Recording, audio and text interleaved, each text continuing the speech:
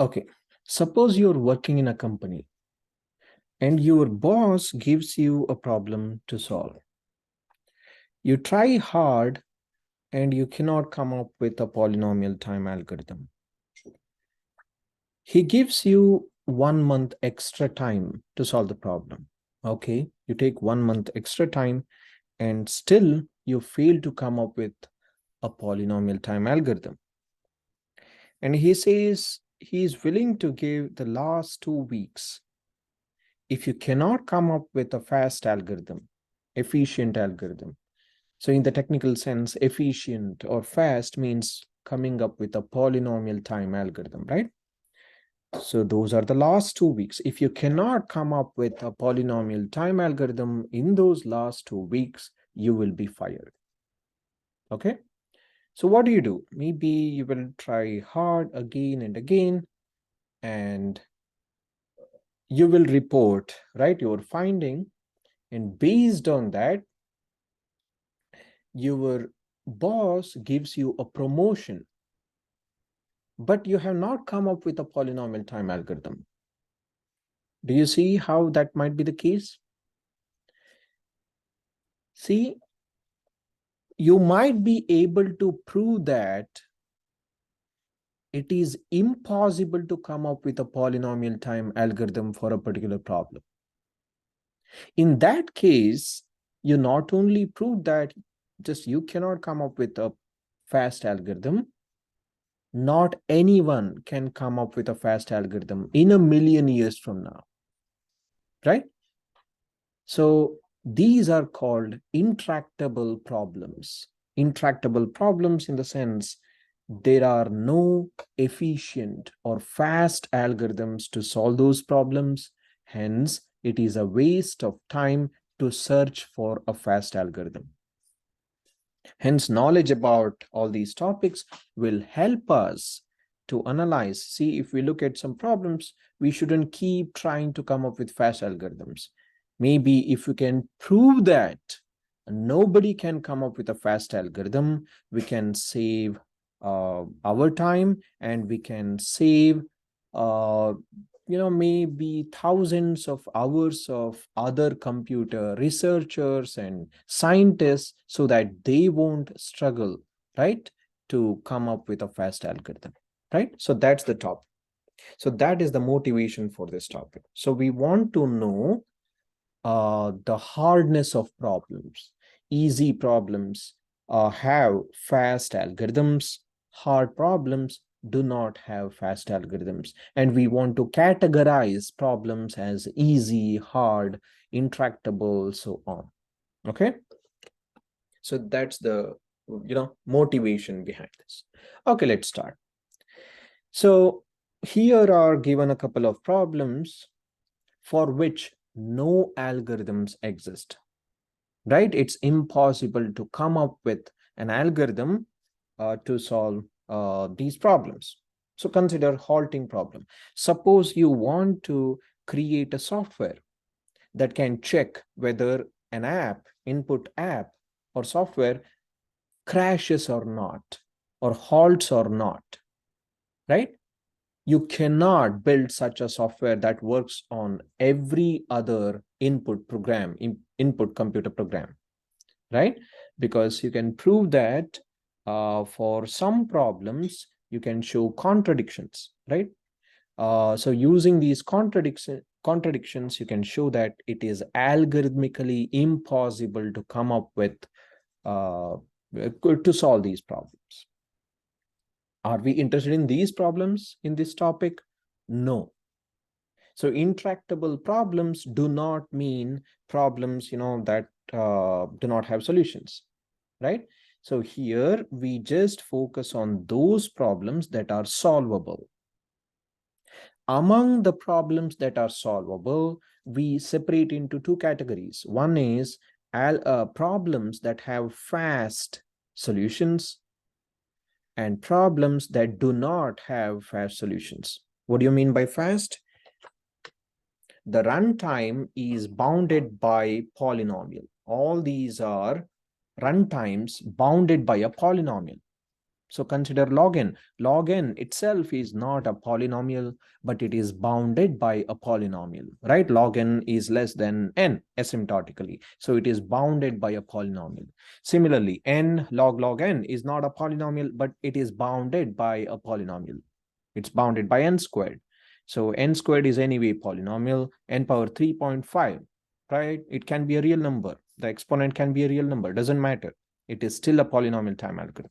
Primality test. Suppose you have an algorithm that takes n power 10 time.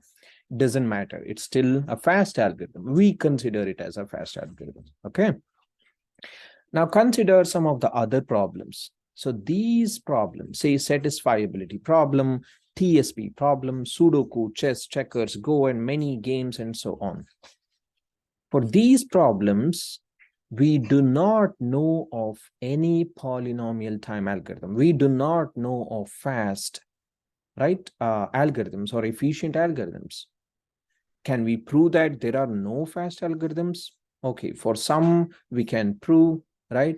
There are some we are still trying to find, right? Okay, so here nobody has proved that there are no polynomial time algorithms. But as of now, there are no polynomial time algorithms, but nobody has proved that it is impossible to come up with polynomial time algorithms for these problems. Okay.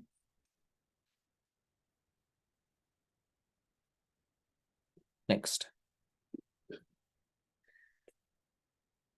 So if you plot these runtimes, log n, n squared, n cube, whatever, right? 2 power n factorial, 3 power n, so on. See, all these times that are bounded by polynomial, we consider them as fast functions, right? So if they are not bounded by a polynomial, we consider them as exponential functions, 2 power n factorial, 3 power n, so on. Because these exponential functions, right, grow so fast that you cannot solve these problems even for, say, n is equal to 100. Maybe n is equal to 20, right? I think if you implement a permutation generation algorithm and run it for n is equal to 30, I think your laptop freezes, right? So that means you cannot even go beyond n is equal to 30 for n factorial on your laptops. Now think about solving the problems for, even thousands or millions. Impossible, right? But polynomial time algorithms, okay, at least for thousands, it works, right? Next. Exponential functions. So you might know exponential functions, right?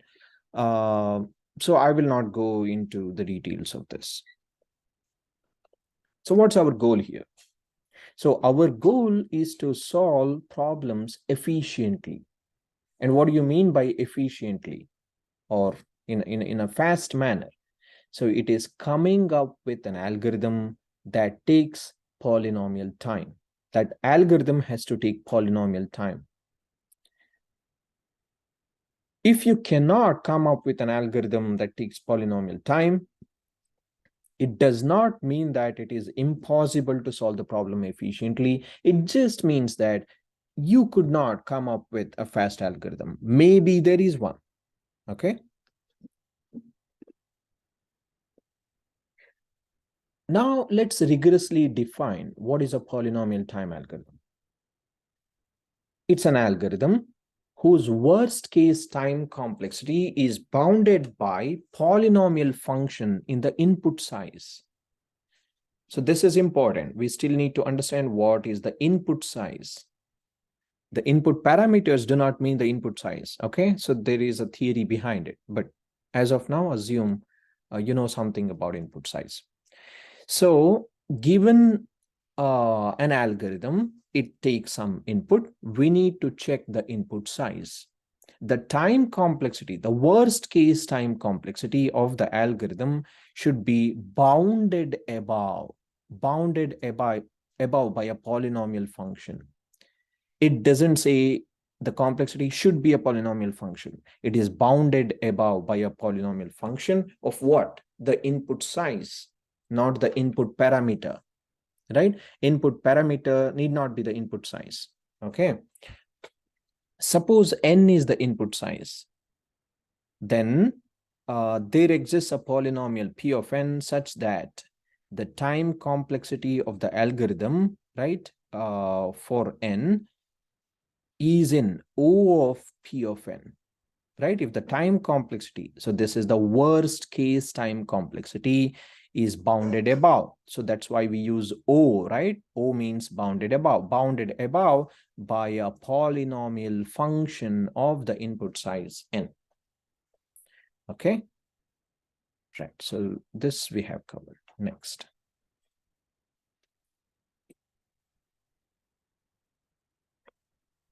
Now let's think about the input and output sizes. What do you mean by input size? See, the definition of algorithm derives from the definition of Turing machine. The mathematical model of computation is the Turing machine. A Turing machine has an input tape, right? It reads input characters from a tape. So here also, we assume that the input is a collection of characters, right? Okay, so input is some information, right? It is data. Any data, any information can be written as a string, can be written as a string of characters. When think about numbers, numbers can be written as a string of characters. Suppose the input is a car, right? The information about the car, the make, model, right, year, so on can be written as a string. The input is suppose a class, right? The class is represented by those variables, so it can be written as a string, right? So any information can be written as a string of characters. A string is a finite collection of characters, right? You cannot have an infinite collection of characters being called a string, right? The rigorous definition of string is that finite collection, sequence of characters. So here the input and output are a sequence of characters. You can call that as input encoding. See? Encoded information, that is how you're representing the characters. And you need to use some encoding method to write it. Okay, why do we need a separate encoding method? Now think about it. Suppose you want to represent a decimal number, a number. You can use base 2 system, the binary system. You can use base 16 hexadecimal system of encoding, base 10, that is the decimal system, or in fact, any base b greater than or equal to 1. See, when you change the base system, automatically you are changing the characters in it. If you use base 2, the only characters possible are 0 and 1. If you use base 10, the characters that are possible are from 0 to 9, and so on. Suppose you use base 1. What happens? If you want to represent 7 in base 1, it will be 1, 1, 1, 1, 1, 1, 1. So the number of characters itself is equal to the size of this number or the value of this number. So this is considered as unreasonable encoding, right? We don't want the input size to be same as the input value, right? So if you use any other base system or encoding method, right? Suppose you want to represent 7 in binary. So what will that be? 1, 1, 1, right? So what will this be? The input value is 7, but the input size is 3 bits, 3. So this size is log, right? A function of log of the value. Something approximately related to log 7, right?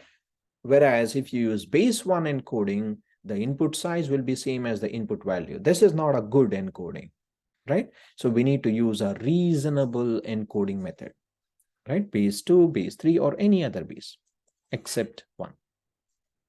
Suppose you want to sort a collection of numbers, an array, a list of numbers, say positive integers for simplicity.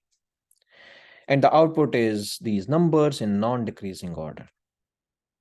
Now, how do you represent each value here, each item here, each element? Suppose the max value, the maximum element in this array is L. L is the max of this array. So how many bits do you need to represent or encode each number? At most log L, right? Log L, log of L. As I said, so if you want to represent 7, you need approximately log 7 bits, right? Similarly, if you want to represent a number which is at most L, you need log L, at most log L bits. So let's consider as log L bits, log L bits. But there are n numbers, so n times log L. So this is your input size, right? Now you understand the difference between input parameters and input size, right? So here the parameters are different. Maybe A is a parameter, N is a parameter, that's it. But the input size, see here you care about the value of the elements here, right? And this is the input size. So you should be careful. Input size here is not N, right? It's N log L. Okay, we don't need to go into all these details about input output sizes, so I will skip this slide. Okay, now let's consider another problem. Suppose we want to print all simple paths in a graph. Okay, all simple paths. We are given a graph, input is a graph, we are given a source vertex, we are given a destination, target vertex. We want to print all simple paths from X to Y. Now think about it. The number of paths from X to Y can be exponential. If you want to print all these paths from X to Y, I mean, suppose you have exponential number of paths, then it is impossible to come up with a polynomial time algorithm for such problems, right? And why is this? The output size itself, right? The output size itself takes exponential, number of characters. When you are printing or populating exponential number of characters, how can you solve that problem using a polynomial time algorithm? It's impossible, right? Even to touch every character in that output size, right, which is exponential, you need exponential time. It's impossible to, right, generate all these in polynomial time. Similarly, I mean, you can also consider generating all permutations. I think I was discussing this probably in the previous session or so. There are n factorial permutations. If you want to touch each and every permutation, the number of permutations itself is more than polynomial time, more than polynomial, that is exponential. How can you have a polynomial time algorithm to generate all permutations? Impossible, right? Impossible. So the point is, if you have exponential sized output, right? If you're printing, you have to, print all these things, generate all these. If you're touching, if you have to touch all these exponential sized output, then it is impossible to come up with a polynomial time algorithm to solve those problems, right? But here, our topic is not that simple. This is trivial, right? If the output size itself is exponential, okay, you can easily see that there is no polynomial time algorithm.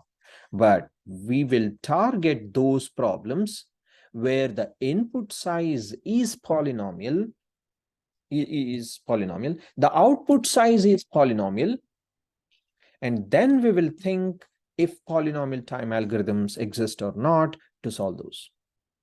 That is very challenging, right? Not this one.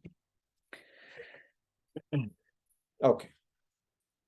Now, let's define what is an intractable problem. An intractable problem requires exponential amount of time to discover its solution, given that the output size is a polynomial function of the input size, as shown in the previous slide. So we are not assuming that the output size itself is exponential function. We are assuming that the output size is a polynomial function. So maybe there is a polynomial time algorithm. But still, right, even though the output size is a polynomial function, the problem itself requires an exponential amount of time. So these problems are called intractable. So here is one example. Suppose you are given regular expressions. Okay, we will not define regular expressions. We will study regular expressions in theory of computation. I'm assuming you know something about it, but you don't need to know about it, right? Just that, remember this example, okay? You're given two regular expressions. You want to check the equivalence. Equivalence, what do you mean by equivalence? Check whether the two regular expressions mean the same, right? They are functionally the same. S means they are the same. No means they are not the same. It's like, you know, finding the equivalence of two programs. But of course, equivalence of two programs, it's algorithmically impossible. But this one, there is a proof that there is no polynomial time algorithm to solve the problem. Okay. The output is a polynomial function. Why? The output is just yes or no answer, 1 or 0, right? It's the output size is, say, 1 bit, polynomial function, right? Not a big deal. But still, there is no polynomial time function. Such problems are called intractable problems. Now, let's see different types of problems here. Decision problem. What is a decision problem? A decision problem has yes or no answer. Is there a cycle in the graph? Is a number prime? You have yes or no answers for these, right? So those are decision problems. A search problem. So it will ask for arbitrary strings as output. So here is one example. Find factors of n. Okay, look at this. Find factors of n. You are given n as the input. You want to find all divisors of n. So it gives you a string as the output. Okay, what about counting problem? Ask for the number of solutions for a search problem. Say, count the factors. You don't want to give all the factors. Just count the number of factors and just give me a number, right? That's the counting problem. Optimization problem. So it asks for the best possible solution to a search problem. Optimization, either it maximizes some cost or minimizes some cost, right? That's the best possible solution. So TSP, this is a very famous problem. We will probably define it later. So what does it say? Given a graph, you start from one vertex and visit every vertex in the graph exactly once and return to the starting vertex at the end. Okay, and G comma W. What is W here? So you are given the weighted graph. That means these are the weights on the edges of the graph, right? Okay, so that is the what do you want to optimize here? You want to do it minimizing the cost, minimizing the total distance, or minimizing the total gas, or minimizing the total time, or whatever, right? The weights can represent the distance, cost, time, gas, whatever, right? Next, a function problem asks for a unique output for every input. So TSP. Okay.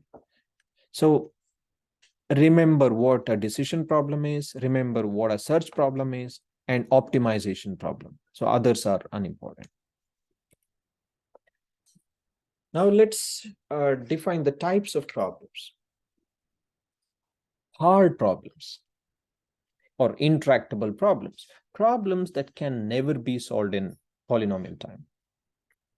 That means it's impossible to come up with a polynomial time for these problems, time algorithms for these problems, right? Easy problems for which fast algorithms exist. Possibly hard. Okay, so we have a lot of possibly hard problems. What do you mean by possibly hard? Currently, we do not know of any fast algorithms for these problems. However, we do not know whether there exists a polynomial time algorithm, or we do not know if there is a proof, right, to show no polynomial time algorithms exist. Currently, we do not know of any fast algorithm. So that's the meaning of possibly hard problems. Maybe it is hard, but we don't know. But so what are hard problems then? We have a proof that nobody can come up with a fast algorithm for such problems. Okay. So our aim is to categorize problems as either easy or hard. The third group is very challenging for us. So this gives us headaches, possibly hard. So we want to check whether is it an easy problem or is it a hard problem. It's easy categorization, right? There are two classes, easy, hard. Polynomial time algorithms exist, they do not exist, or it's impossible. We don't like kind of unknowns here. So what is unknown here is we don't know if there is a polynomial time, if there is a fast algorithm to solve the problem, right? Okay, something like that. So you can probably divide this into three types, maybe known, unknown, unknowable. Known, it's like easy problems, right? Easy problems are like known problems. Hard problems, okay, you have a proof that you cannot come up with any polynomial time algorithms in the future also whatsoever. So it is like unknowable. When you know for sure there are no fast algorithms, you stop searching for it. So unknowable. Unknown gives us headache. Then we try to check if that can be known, right? So that's where this possibly hard problems come into picture. Okay.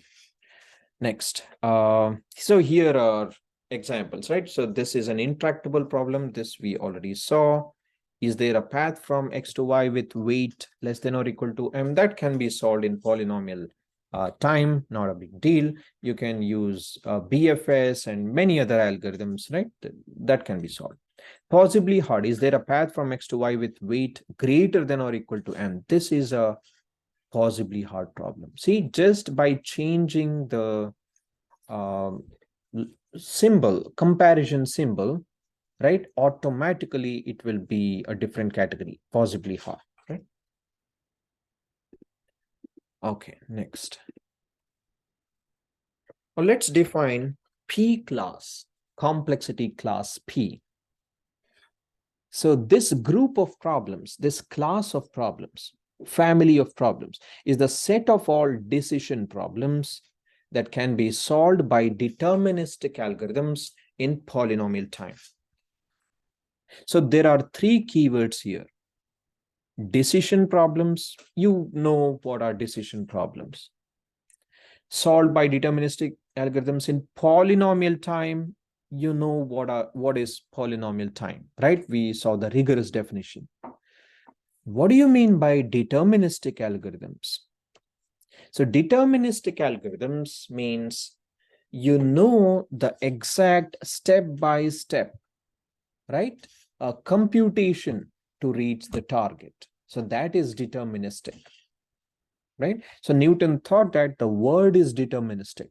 That means if you give the location and velocity of every atom in this universe, you can predict what the universe will be maybe 100 years down the line, right? So that is deterministic. You know exact step-by-step approach, where the destiny is headed, where the fate is headed. That's deterministic algorithms.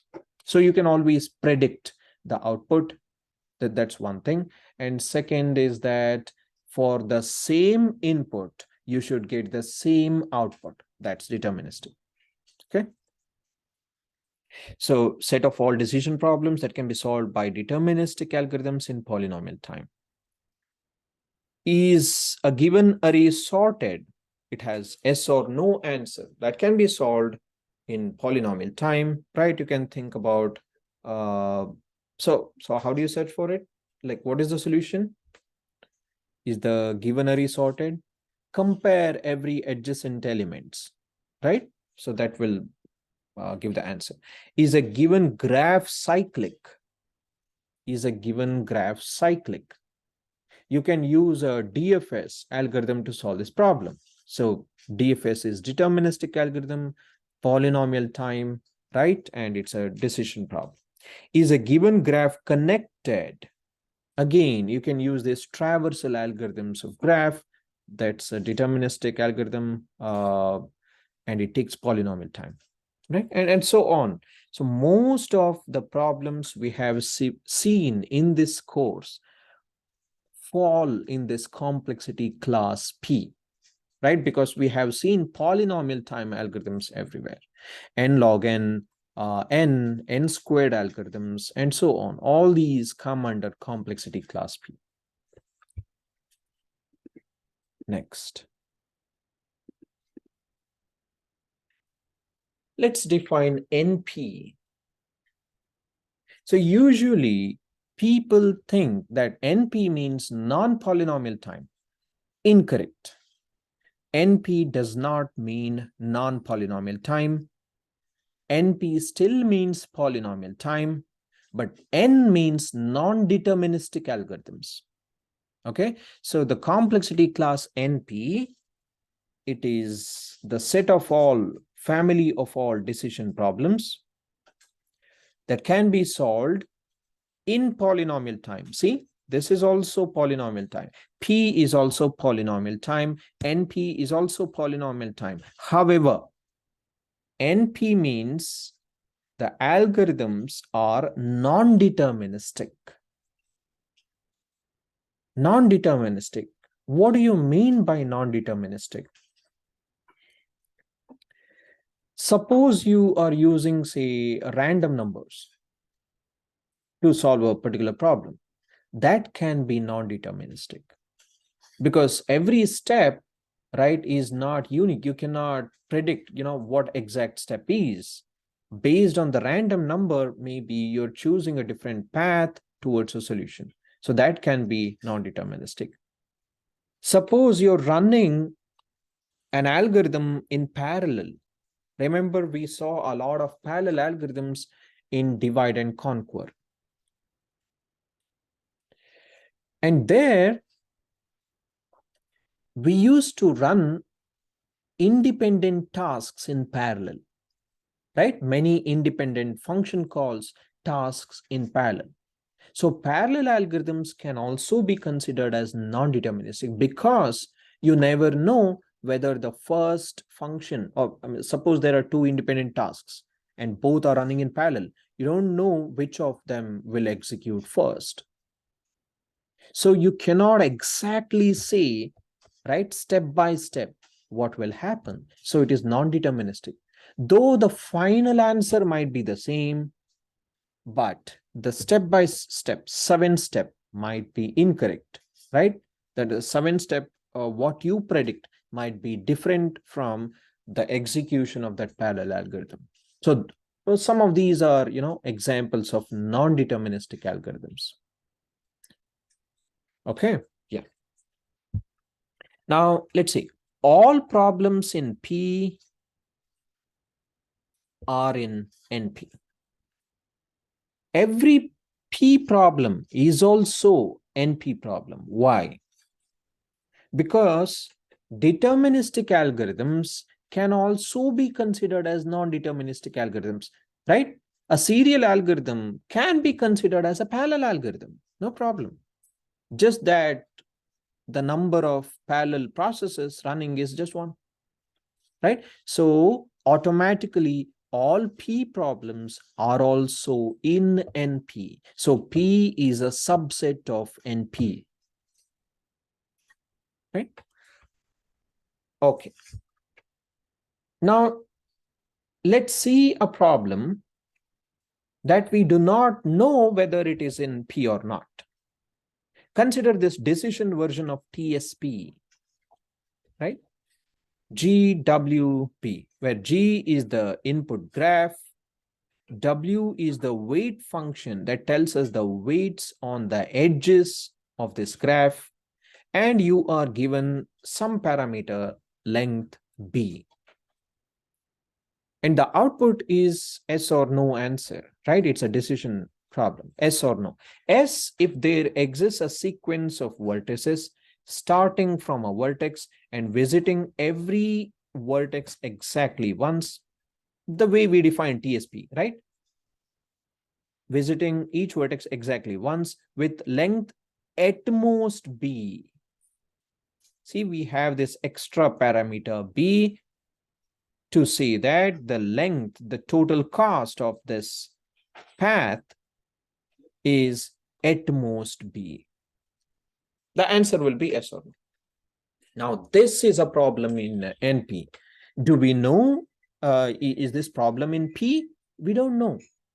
We don't know. We don't know if there is a polynomial time algorithm to solve this problem. We don't know.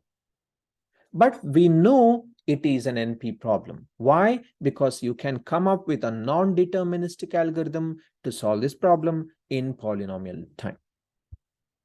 Right? Okay, next.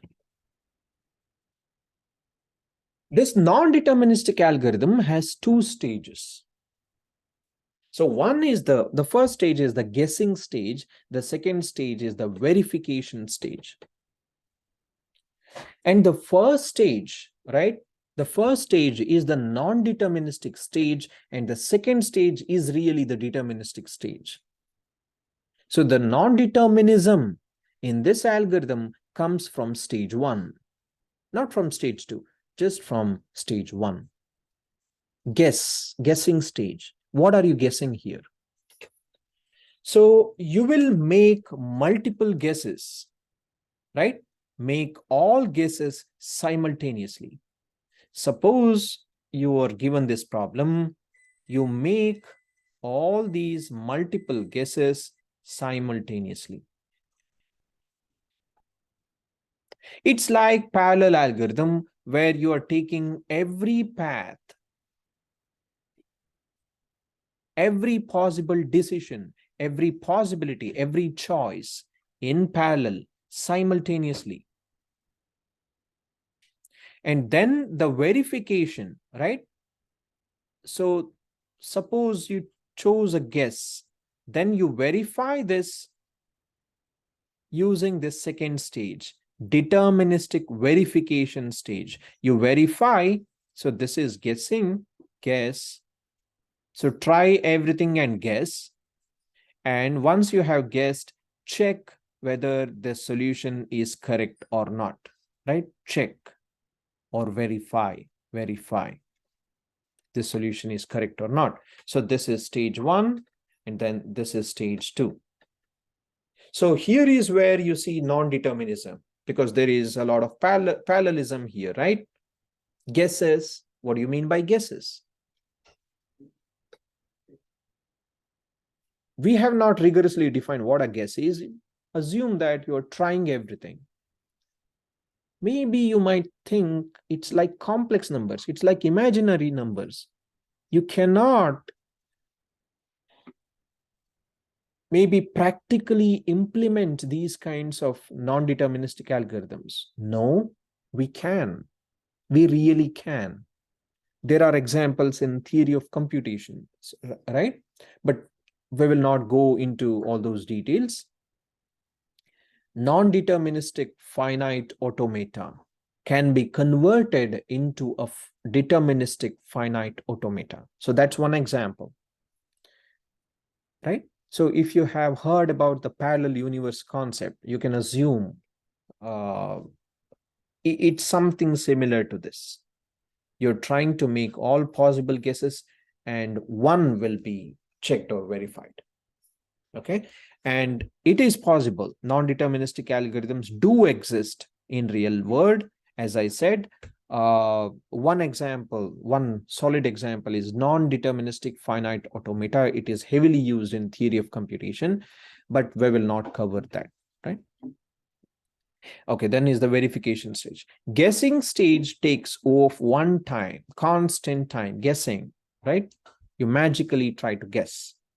And the verification itself takes polynomial time, polynomial time. Hence, the total time taken by this non-deterministic algorithm is polynomial time, right? Okay, next. So here, a polynomial time non-deterministic algorithm is the non-deterministic algorithm whose verification stage takes polynomial time. Of course, non-deterministic algorithm can take any time, but we are focusing on polynomial time non-deterministic algorithms, right? NP is a set of decision problems that can be solved by non-deterministic algorithms in polynomial time. Hence, we are focusing more on polynomial time. So the verification stage should take polynomial time. That means you can verify a solution in polynomial time. Guessing is easy. Guessing takes constant time. The verification, checking whether a solution is correct, should take polynomial time.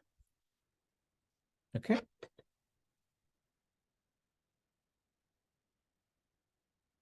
Okay, I will skip this.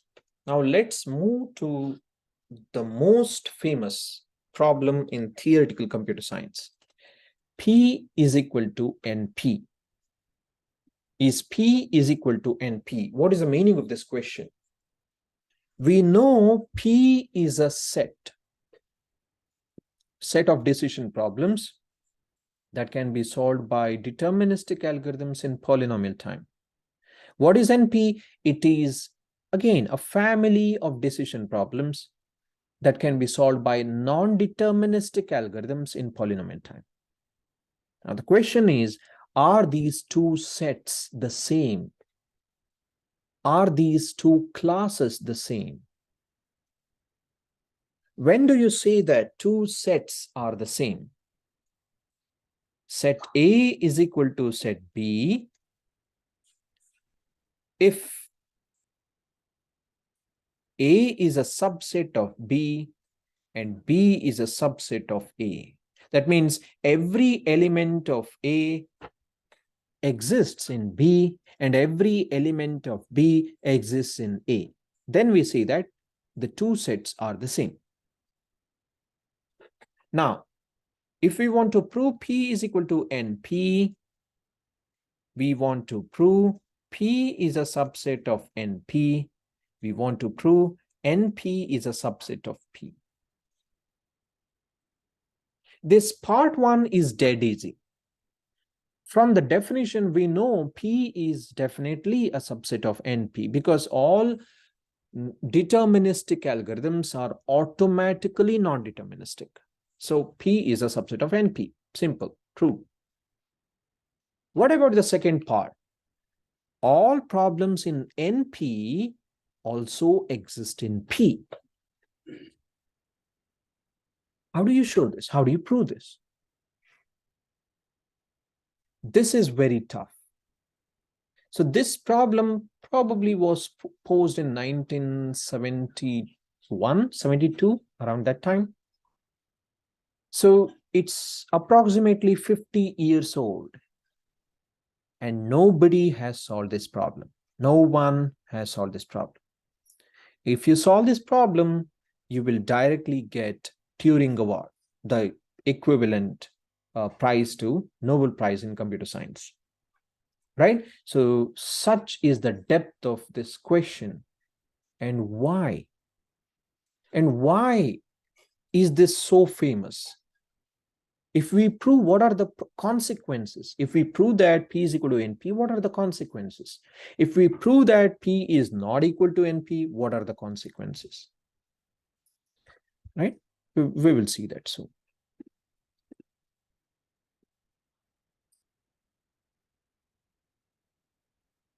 Now we know what NP class is. We need to define what is NP hard and NP complete, because you will hear this often, right? If you go to Google Scholar and search for NP complete, probably you will get thousands of papers which claim that, they proved that problems are NP complete. Then you'll be interested in why they prove that something is NP complete. Why should we care for it? What does that mean? Okay, you know the definition of NP, right? You know what is NP. Problems, decision problems. Okay, from now on, when I say problem, right, I mean decision problem, because I don't want to repeat that word again and again. So problems with solutions that can be verified or checked in polynomial time. That can be verified or checked. That means if there is a solution, you can check it in polynomial time. Okay, we know the definition of NP. What is NP hard? Look at this diagram, right? So remember this diagram. So this is NP. This is NP. You know that P is definitely a subset of NP, right? Hence, P is completely placed inside NP, but we don't know if NP is a subset of P. Hence, we believe that, right, there might be. Hence, we try to write a generic graph, something like this. Next, this is NP hard problems. So it overlaps with NP, and maybe there are more problems that are not in NP. And the intersection of NP and NP hard is NP complete. Okay, let's try to understand what is NP hard and NP complete. So NP hard means these problems are at least as hard as NP problems. At least as hard means what? The hardness of NP hard problems is greater than or equal to the hardness of NP problems, right? Greater than or equal to. They can be equal to, or they can be greater than, strictly greater than. And what do you mean by hardness? We have already discussed this, right? We define hardness with respect to time taken, the execution time of the algorithms. If there is an asymptotic difference, the hardness keeps increasing, right? Something like that. Okay, formally, a problem X is in NP hard or is NP hard if every NP problem Y is polynomial time reducible to X. Okay, so this is completely new definition, right? There are new concepts here. We will discuss this at length. Okay, remember this. X is NP hard. X is NP hard If every NP problem, suppose this is NP class, every NP problem, Y, should be polynomial time reducible to X. Every NP, how can you even check this? There can be thousands and thousands of problems in the NPs set. How can we take each and every problem from NP and show a polynomial time reduction to X? Reduction just means transformation. Polynomial time reduction means transformation in polynomial time, right? We will rigorously define it and see examples later, but this is the higher level idea. Polynomial time reducibility, that means polynomial time transformation from Y to X. Every problem in NP, we should be able to transform it to X in polynomial time. That's the meaning of NP hard, right? A problem X is NP hard if every problem in NP can be reduced to X in polynomial time.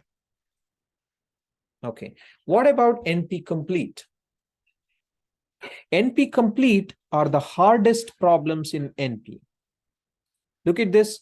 NP hard problems are at least as hard as NP problems.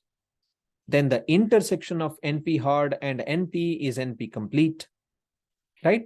So that's how we define it like this. The intersection of NP and NP hard, X is NP complete if X is in NP and X is in NP hard. Intersection of NP and NP hard. You can informally say that these are the hardest problems in NP. That's the intuition. The way you write it formally is show that the problem is in NP, show that the problem is NP hard. Okay, so these are some vague definitions, but how do we understand these better? Now let's try a diagram like this. Maybe this will help. The running time of algorithms are in this line, right? So on the right, it means the algorithms take more time. If it is on the left, the algorithms require less time. Now, all the polynomial time algorithms appear here. Polynomial time algorithms appear here. See P. So this is the set of polynomial time algorithms. What is NP? All P is in NP, right? And this is the set of NP problems. This is the set of NP problems, and all P problems are included in NP. But we don't know if all NP is included in P, right? Hence, we write it like this.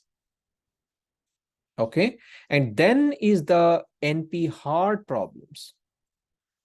All these are NP hard problems. The intersection of these NP and NP hard problems will be NP complete problems. So there can be thousands of problems here also, NP complete.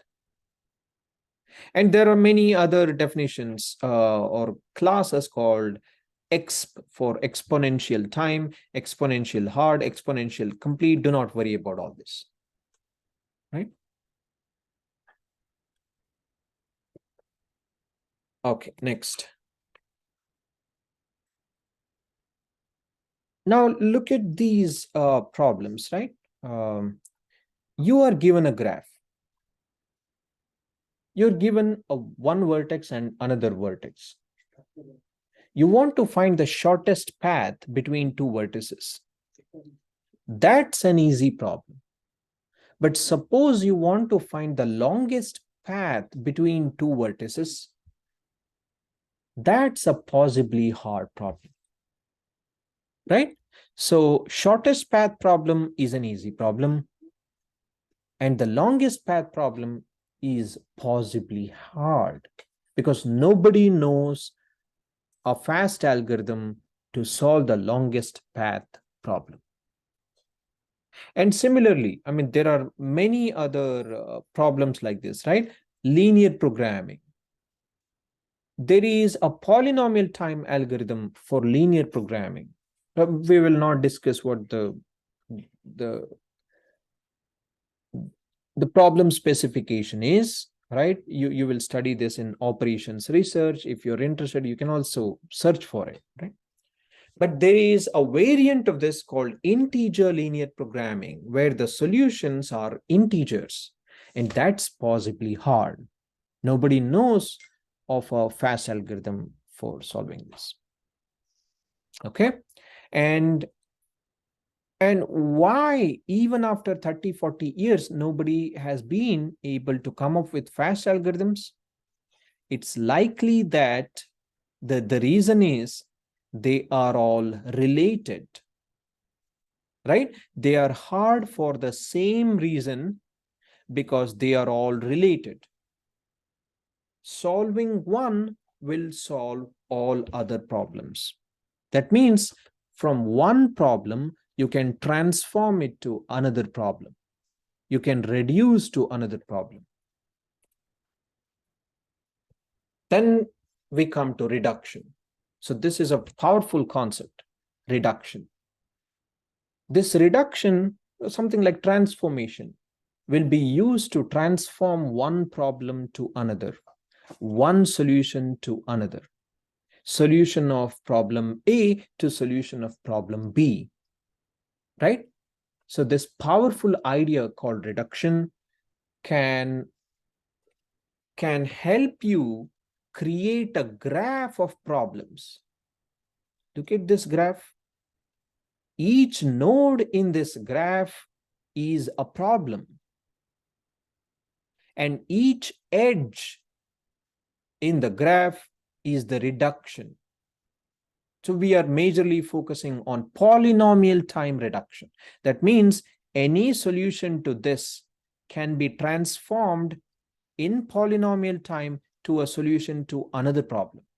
So like this, if you have a lot of edges, all the problems here can be connected.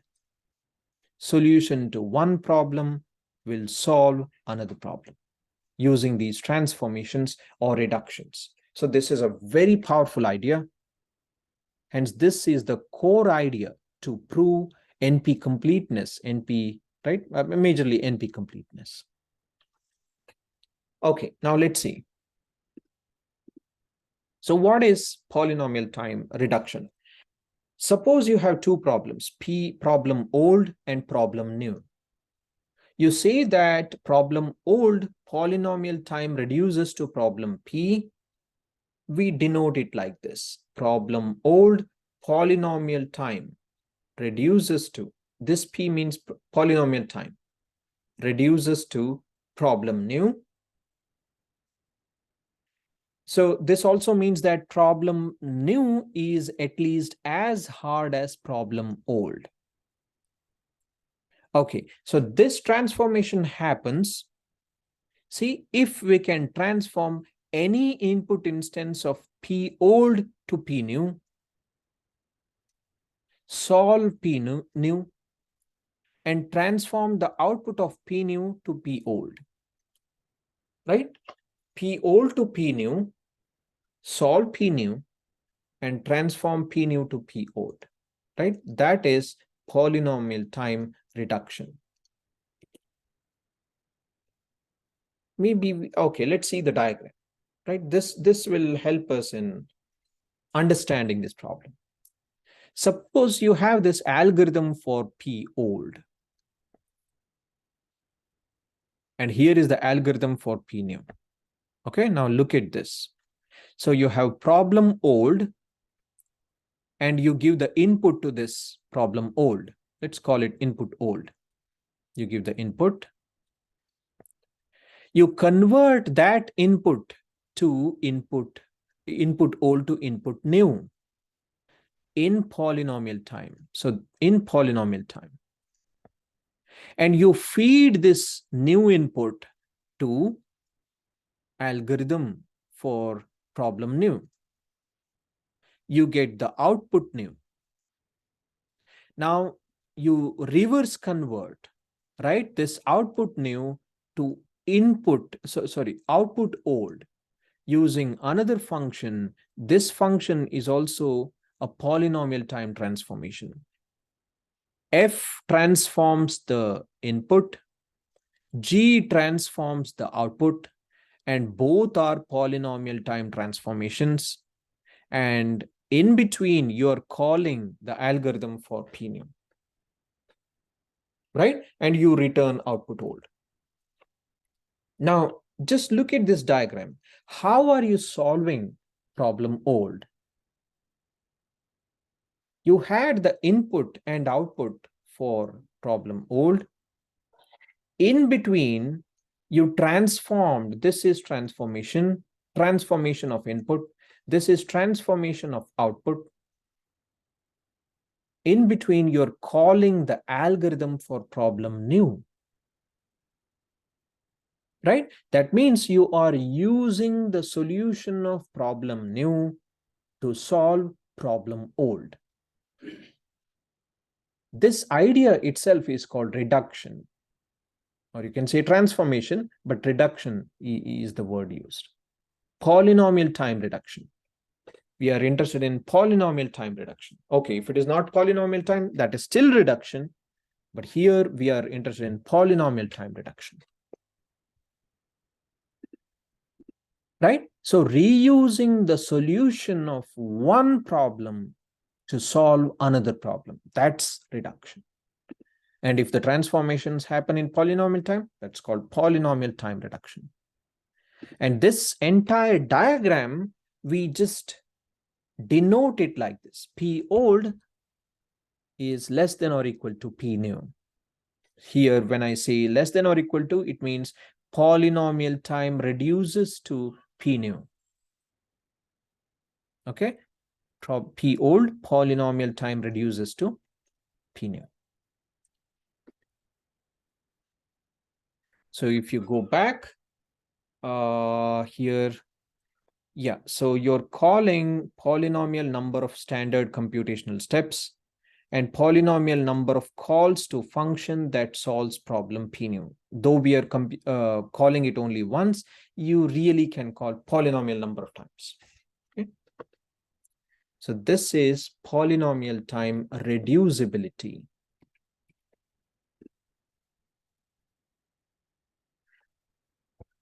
What are the consequences of this reduction? Suppose you were successful in coming up with a reduction. What are the consequences? If you can show that P old reduces to P new in polynomial time, then if P new can be solved in polynomial time, P old can be solved in polynomial time as well. Right? Because if let's go back to the diagram again. See? If this can be solved in polynomial time, then the line 1 is definitely polynomial time, line 2 is polynomial time, line 3 is polynomial time. So P old can also be solved in polynomial time. So that's the consequence. Okay. Now let's take the contraposition of this. If P old cannot be solved in polynomial time, then P new cannot be solved in polynomial time. So do you see the difference between this claim and this claim? If P new can be solved in polynomial time, then P old can be solved in polynomial time. Another consequence, if P old cannot be solved in polynomial time, P new cannot be solved in polynomial time. Okay, another consequence, if P old can be solved in polynomial time, if and only if P new can be solved in polynomial time. Right? See, there are multiple consequences. So depending on what you want to prove, this reduction can be tremendously helpful. Right? Okay, let's see some examples.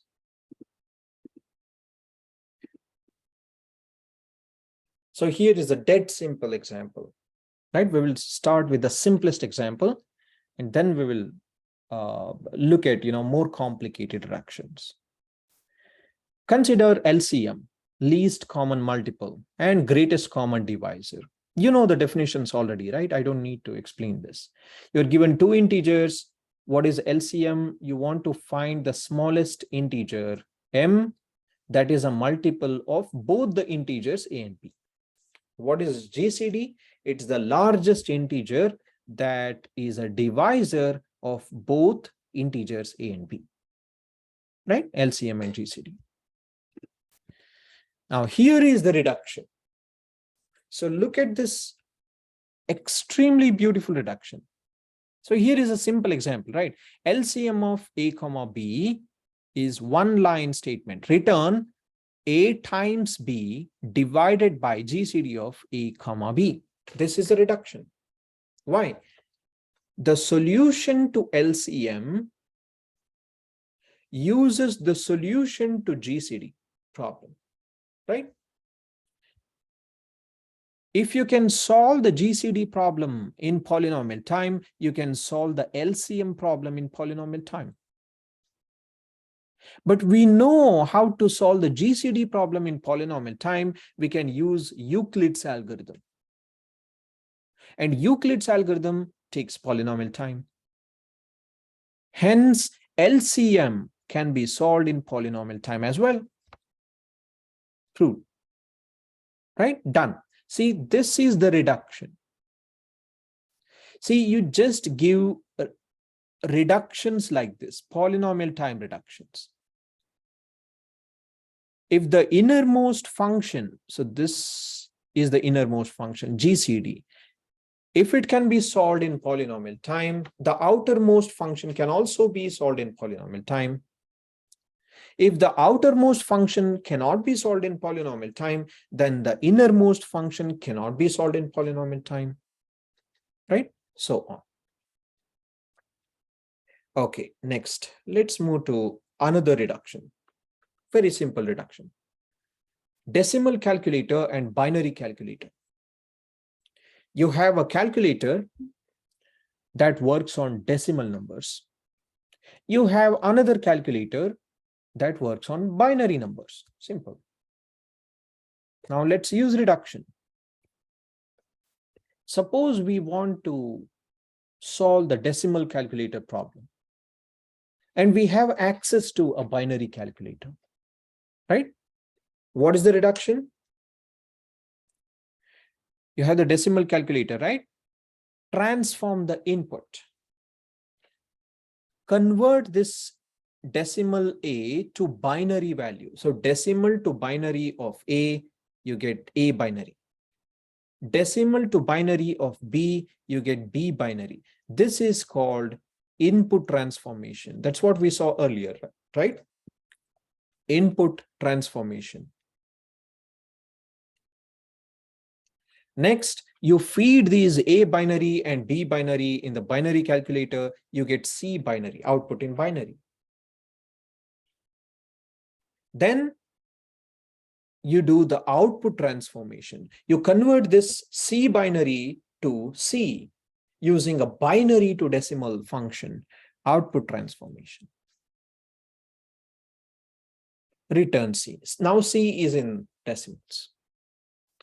Right? You use the solution of binary calculator to solve decimal calculator. Right?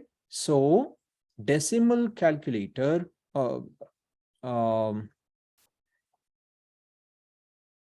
in polynomial time reduces to binary calculator. So that means binary calculator. So we know there is an algorithm that takes polynomial time to solve binary calculator.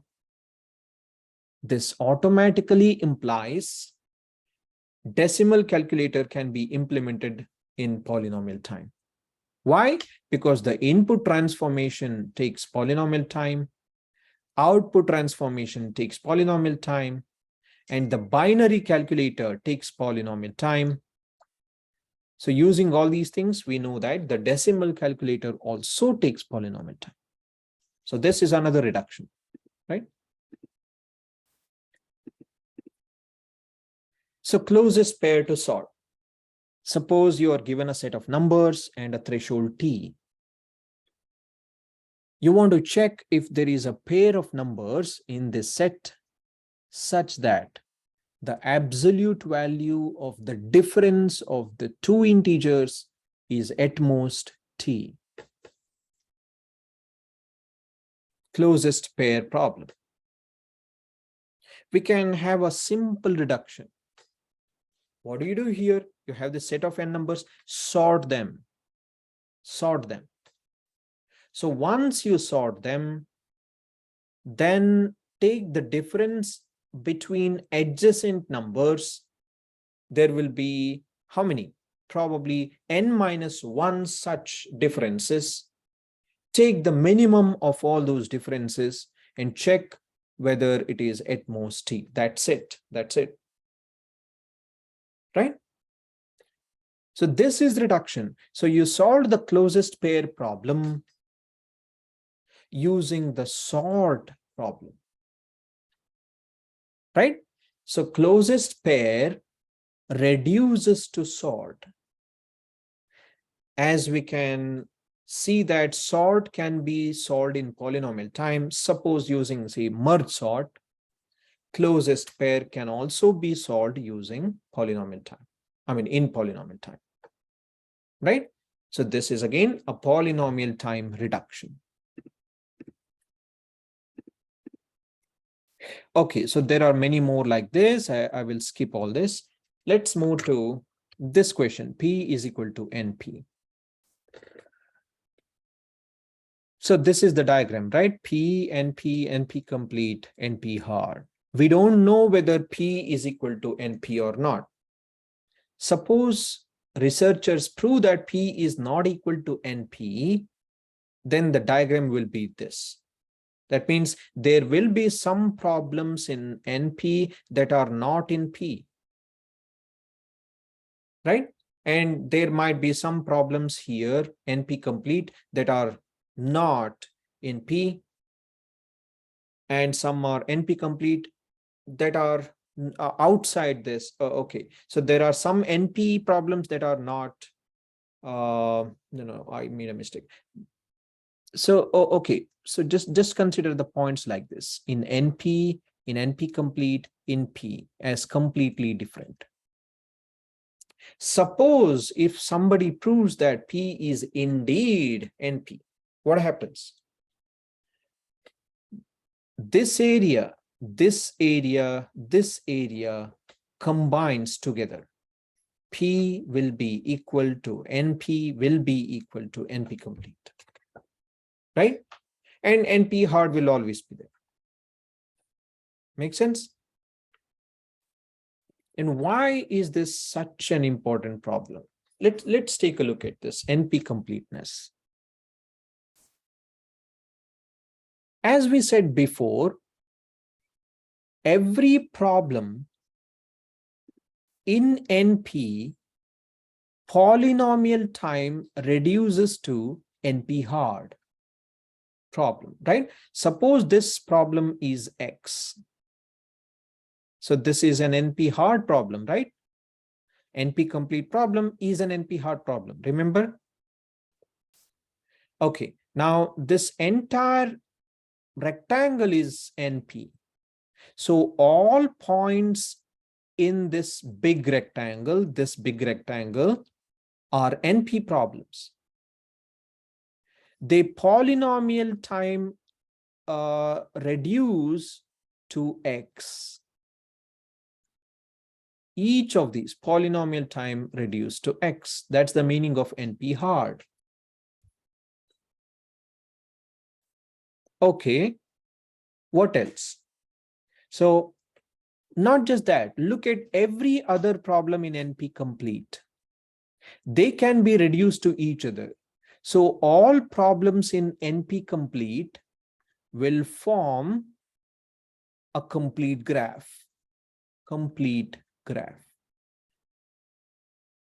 They are completely dependent. If you solve one problem in NP complete, you are solving all problems in NP complete. That means if you're coming up with a fast algorithm to one problem in NP complete, you are essentially solving all problems in NP, right, with polynomial time algorithm.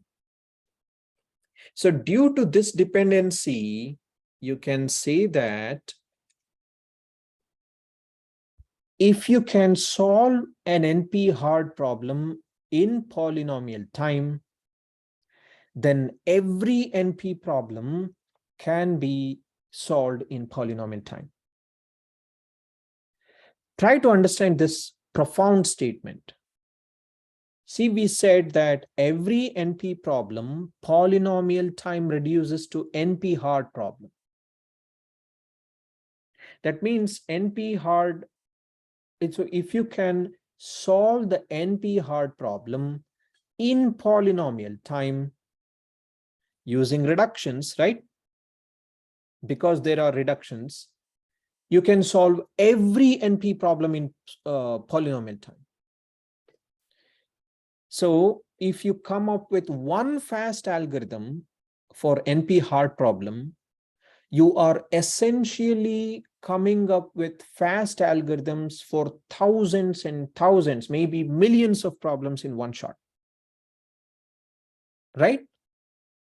So the fame of this problem, the importance, significance of this problem is precisely due to this. When you solve one problem, you will not be solving just one problem. You will be solving thousands and millions of problems in one shot, right? So that's the significance of these NP hard and NP complete problems. Okay, so that's about solvability. What about unsolvability? That means not solvable in polynomial time. If any NP complete problem cannot be solved in polynomial time, right, then every NP hard problem cannot be solved in polynomial time.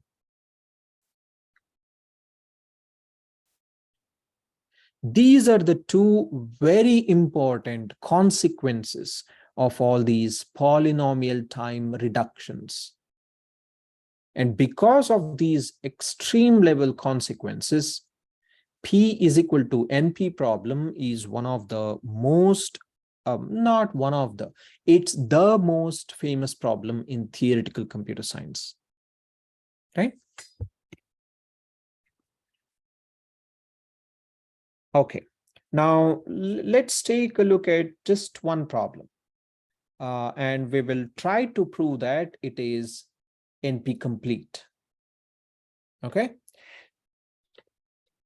So let's start with this problem, satisfiability. It's a very famous problem. You can say this is the hello world problem in the world of NP complete, right? That was the first problem to be shown to be NP complete. Okay, so you are given a Boolean formula or logical expression in conjunctive normal form. So it looks like this. What is conjunctive normal form? So it is a collection of terms. Each term is a collection of literals. Those literals can be variables or its negations. X bar means the negation of X. So each term has this ORing, and all these terms are ANDed, right? This is called conjunctive normal form because this is conjunction, right? ANDing is conjunction. And each term is a collection of ORs. This is called conjunctive normal form. There is another concept called disjunctive normal form. That is the reverse of this. Okay, anyway, let's come back.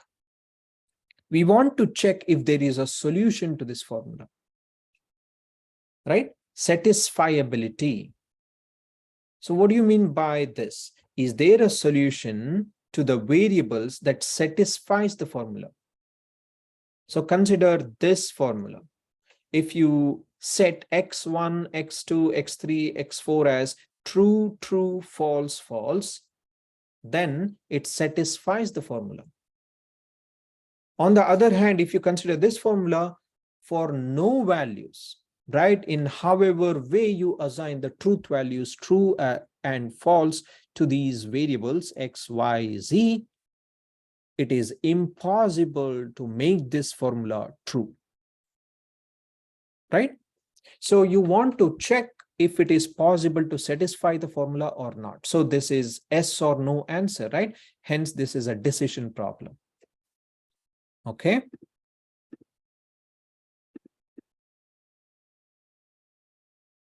Now let's define K-SAT.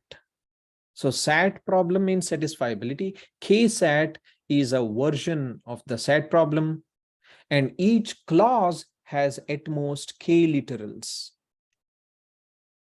In SAT, each clause, each term can have any number of literals, but in K-SAT, each clause has at most K literals. So 3-SAT means every clause has at most 3 literals, right? You don't see any clause with 4 or 5 or more than 3 literals.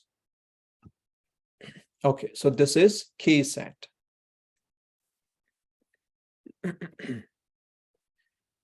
So this was the first problem to be showed as NP complete, and the proof was extremely complicated.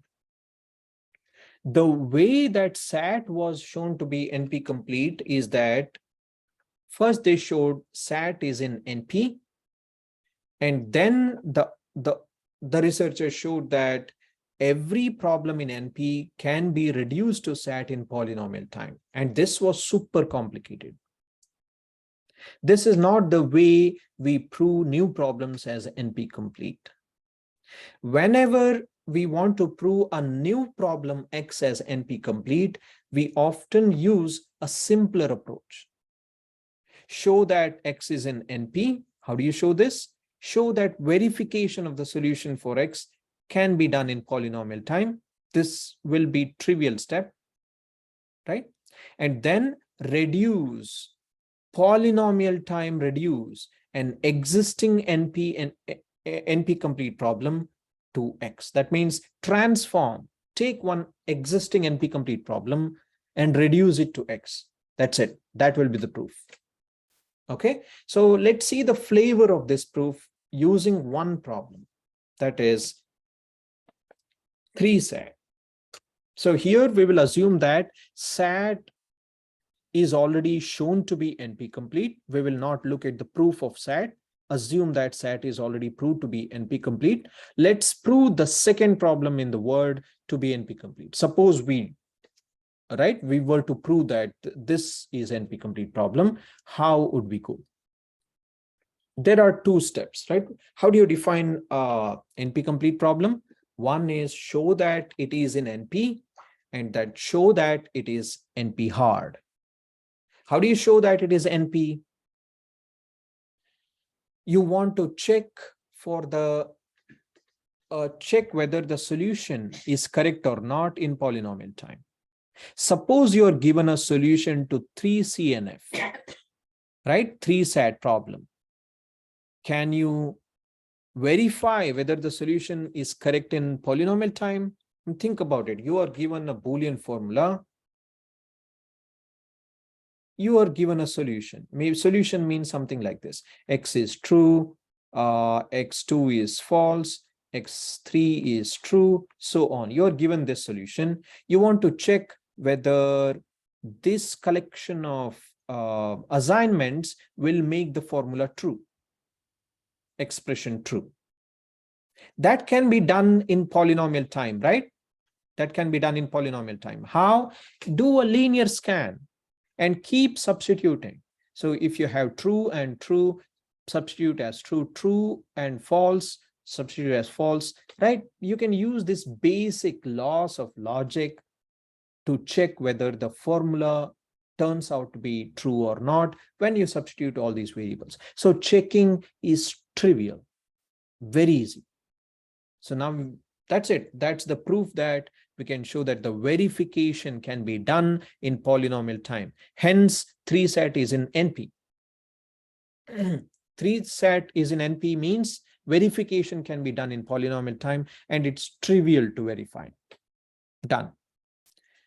Second step. We need to prove that the problem is NP hard. How do we show that the problem is NP hard? Very simple. Take an existing NP complete problem and reduce it to this current problem. What is the existing NP complete problem? We assume that SAT is our existing NP complete problem, and we will show a polynomial time reduction to the current problem, 3 SAT. And that will prove that SAT is in NP hard, right?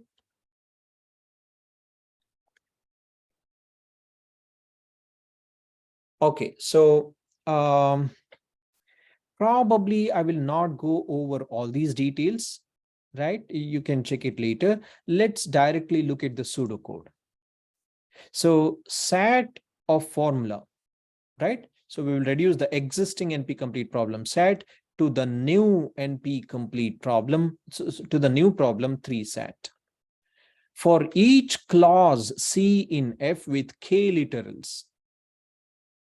So what do we do? So suppose take each clause in the formula and suppose it has K literals. K literals means suppose it is X1 or X2 or X3 bar, right? Or negation of it, or X4 bar, something like this. We want to convert this into a collection of tiny clauses with at most size 3. How do we do it? This is equivalent to X1 or X2 or maybe say Z1. And right, so this can be written as Z1 bar or X3 bar or Z2 and Z2 bar or X4 bar, right? Yeah, something like this. See, we converted a clause with any number of literals to clauses with at most 3 literals. Just by breaking it, recursively breaking it. That's it. So that is expressed in line 2.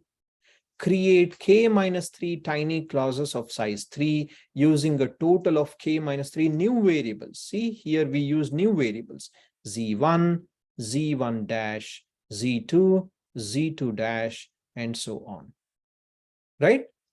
So you can break every clause with any number of literals to multiple tiny clauses with at most 3 literals. Now, call this obtained formula as F dash and return 3 set of F dash. Done. Problem solved. Right? This is the reduction. See, line 1, line 2. This takes polynomial time.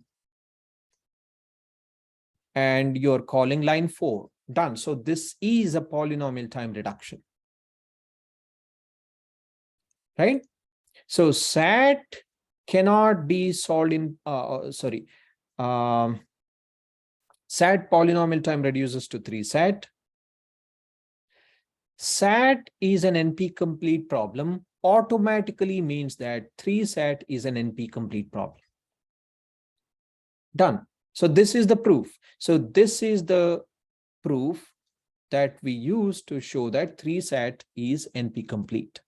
I mean, there are some more details here, but it will take a lot more time to, explain how. So the concept here is we are just breaking a clause with multiple characters, right? Multiple literals. Consider this. It has multiple literals into a collection of tiny clauses with at most 3 literals. And we are showing that one formula is satisfiable if and only if the other formula is satisfiable using some basic algebra, right? So using this, we have shown this polynomial time reduction from an existing NP-complete problem to a new problem, which automatically means that new problem is also an NP-complete problem, right? So that's it. So this is where we will stop. So I have shown only one problem to be NP-complete. Similarly, there are many other proofs. See, we can show that all these problems are NP-complete, and you don't need to go over all this. There are a lot of details, but understanding one problem is enough, right? So try to understand this one problem, 3 SAT. Okay, so we will stop here.